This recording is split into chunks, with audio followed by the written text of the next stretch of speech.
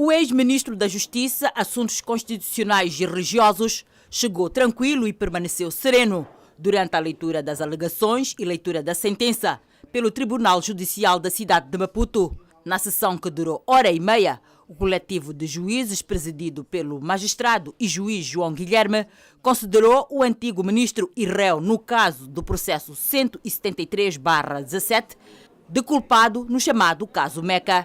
Grave é a culpa do réu que, sabendo que não tinha previsão da despesa para o exercício econômico daquele ano, ainda assim ordenou e conseguiu que fosse realizada com recurso a fundos destinados a diversos interesses legais.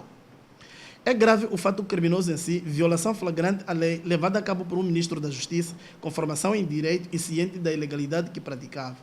É também grave a intensidade do dolo e o grau da culpa, medidos pelo fato de que, não dispondo de fundos localmente, decidiu buscar em outras instituições só para que a viagem, que sabia não estar prevista, tivesse lugar, o que impunha violar várias leis, fato com o qual não se sensibilizou. Agindo como agiu, considerando-se o estatuto, formação e posição do réu à data dos fatos e a sua veemência na ideia do cumprimento das ordens superiores como fundamento da ação, a personalidade do réu não deixa de ser marcada por uma ideia de servilismo e culto exagerado à imagem do chefe, supondo-se que agia a mando de chefe algum. Uma personalidade que não pode deixar de ser anômala pelo desinteresse que mostra para com o cumprimento da lei, sendo esse seu dever.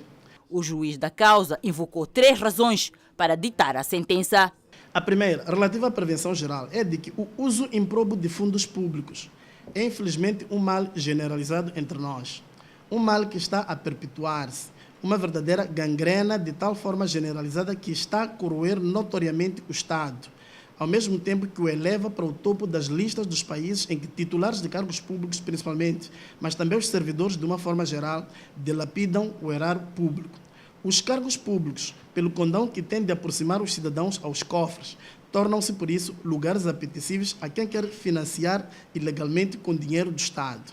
Perante este cenário, é urgente que o Estado, através do Poder Judiciário, dê sinais claros de que entende livrar-se do manto da complacência que, aos olhos de cidadão comum, tem para com esta forma de atuar dos titulares dos cargos públicos e demais servidores. A segunda razão é de que, sob o ponto de vista de tutela da expectativa comunitária na reposição do direito violado, mas sem criar nem mártires, nem bodes expiatórios, e também sem colocar os tribunais a reboque das vicissitudes dos demais poderes constituídos, é preciso, no rigoroso critério da lei, eliminar a ideia generalizada de que só é punida a pequena corrupção.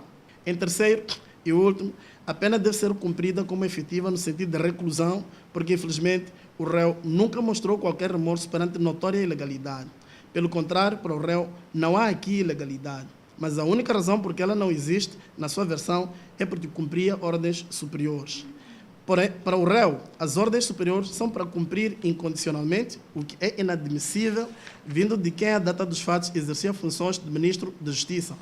Um braço do Estado cuja função é zelar pela legalidade. João Guilherme disse que pesa sobre o antigo ministro os crimes de abuso de poder, pagamento indevido de fundos do Estado para custear contas de terceiros sem vínculo com o Estado.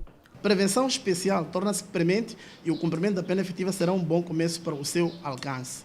Decisão, nestes termos, o coletivo de juízes dessa secção decide nos termos da Constituição da República, da Lei Penal e na do regime de processo, e não havendo circunstâncias atenuantes de relevo, condenar o réu Abdurrahman Lino de Almeida a uma pena de 2 anos de prisão, 6 meses de multa, calculada a taxa diária de 20% do salário mínimo, 25% do salário mínimo, e ainda em 400 meticais de imposto de justiça, nos termos dos artigos 156, 157, 450 do Código de Processo Penal, 151 do Código das Custas Judiciais, em conformidade com o disposto no artigo 106, a linha C, deve o réu restituir ao Cofre Geral dos Registros Notariados o valor despendido de 1.789.287,25 envie-se boletins ao Registro Criminal e ao Arquivo Central da PIC a de registrar-se e notificar-se. Falando a jornalistas, o advogado de defesa reiterou que o réu agiu em obediência a uma ordem do superior hierárquico, o presidente da República. Jacinto Mulovela disse que respeita a posição do tribunal, mas que o réu tem a prerrogativa de serviço do direito que lhe assiste para recorrer da decisão. Acompanharam, particularmente no âmbito das nossas alegações. Nós temos a convicção de que o réu, ou neste caso o cidadão Abdulrahman Lino de Almeida, não cometeu nenhum crime.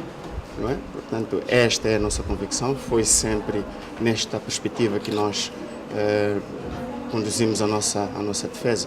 Portanto, sim, nós não esperávamos que fosse nesta perspectiva, mas pronto, esta é a convicção do Tribunal, que nós respeitamos. A sentença do Tribunal transita em julgado nos próximos 5 dias, período em que a defesa considera suficiente para apresentar o recurso ao Tribunal Supremo.